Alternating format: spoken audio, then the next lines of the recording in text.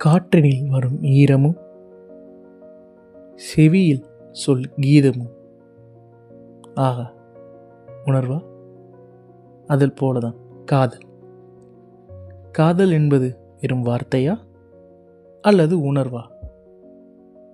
சிம்பிளா, உங்களை சேஞ்ச் பண்ணாத காதல் டெம்பரரி, உங்களை அப்கிரேட் பண்ணும் காதல் legendary.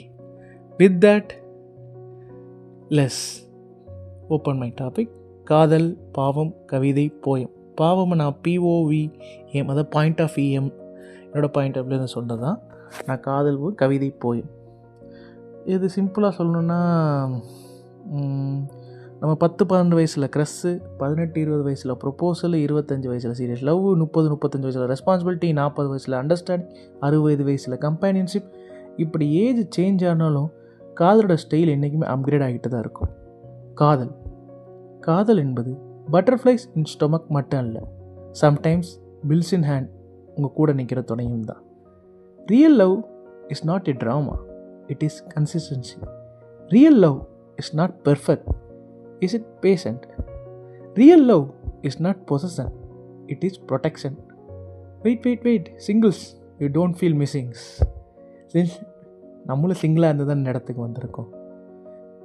We are not single man, we are preparing for right love, like that. First single இங்கே யாருமே இல்லை. காதல் என்பது ஒரு ஆணும் பெண்ணும் மட்டும் காதல் செய்வதல்ல. காக்கா குருவியும் செய்யும் காதல், மரத்தை நீ நேசிக்கும் காதல், உன் பொருளை நேசிக்கும் காதல், உன் எண்ணத்தை நேசிக்கும் காதல், முதல் ஒன்றை நீயே நேசிக்கும் செல்ஃப் லவ்வும் என்பது காதல். நம்ம பேரண்ட்ஸ் கிட்ட ஒரு லவ் சொல்கிறோமோ, தட் இஸ் ஆல்சோ காதல். உன் ஃப்ரெண்ட்ஸை அப்ரிஷியேட் பண்ணுறேன், அதுவும் காதல். ஸோ உங்கள் பார்ட்னர்கிட்ட கேட்டுற வேல்யூ காதல். காதல் என்பது ஒரு ரிலேஷன்ஷிப், ஒரு ஸ்டேட்டஸ் மாதிரி இல்லை, அது ஒரு life style. So I am coming to the point.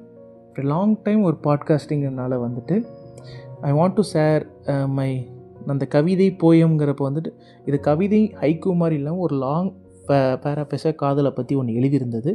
அதை இந்த பாட்காஸ்ட் வழியே என் வாசித்தல் உரையாடலாக. காதல் அது உண்மையோ பொய்மையோ அல்ல, அது அழியா உணர்வு. காதலின்றி உயிரேது. பெயருக்கு காதலிப்பது காதல் அல்ல, பெயர் நிலைக்க வாழ்வது காதல். காதல் இல்லையே சாதல் எண்ணமில்லா, காதலால் சாதித்தல் எண்ணம் மெய் நிகர் காதல். எண்ணமும் உள்ளமும் அவன் நினைப்பை சுமப்பது மட்டுமின்றி, ஞானத்தின் காலச்சுவடு உங்களை காதல் சுமப்பது போல் செய்வது உண்மை காதல். ஐசக் நியூட்டன் ஆப்பிள் விழும் திசை நோக்கி ஈர்ப்பு விசை காண, கண் கண்ட திசையில் மன விசை ஏற்படுத்தும் வேறு ஈர்ப்பு காதலாக. அந்த உணர்வு காதல், அதனின் புரிவு காதல்.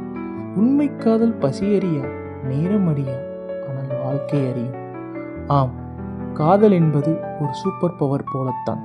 அது எறும்பை எவரெஸ்ட் ஏற செய்யும், சூறாவளியையும் தென்றல் என வருடச் செய்யும்.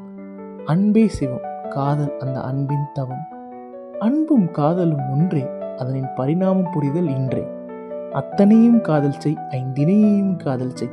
காதல் குறிஞ்சி மலரல்ல, என்றோ ஒரு குறிப்பிட்ட வருட இடையில் தான் மலர. நரை பொழுதும் துயிலெழும், வரை பொழுதும் துயிலெழும், அன்பின் உணர்ச்சி துயிலெழும் அனைத்தும் காதல். அது அடுத்த கட்டம் நகரச் செல்வது உண்மை காதல். காதல் ஒரு குழந்தை போல, கள்ள கவனம் ஏதும் இல்லை அந்த மழலைத்தனத்தில். காதல் எனும் கல் சமூக கண்ணாடி திரையை உடைக்கச் செய்கிறது, அதோடு சமூகத்தை நற்சிலையாகவும் செதுக்கச் செய்கிறது. காதலுக்கு வெற்றி தோல்வி என இருவன் தெருவும் கொள்ள அது ஒரு இலக்கு அல்ல, மாறாக அதன் இலக்கின் பயணம். காதல் செய்யுங்கள், எவ்விதமாயினும் உண்மையாக காதல் செய்யுங்கள்.